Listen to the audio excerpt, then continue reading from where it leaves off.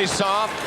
Foot coming back to try to get in the way of Shepard. He did that, but the puck rolled into the corner, and Shepard got it anyway to Jovanovski. The shot hit a skate in front of Waugh. Here's a great chance. They score! Stu Barnes all alone. The puck came to him, and he lifted one high, and we're tied at 1. That Stu wasn't listening to me there, was he? We need a point. If you're a Florida fan, and Stu Barnes did what he had to do, and what is a good move on Patrick Waugh. Go to the roof of the net. He is the best goalie by far in this league on low shots. Now, I don't know whether Barnes thought about that, but it sure looks like he did. Florida gets a little break as the Adam Foote kicks it around, and then Mike Keane kicks it around, and there's the high shot. As you can see, Patrick Waugh going down to cover the bottom of the net, and the top of the net was open, and Barnes put it in.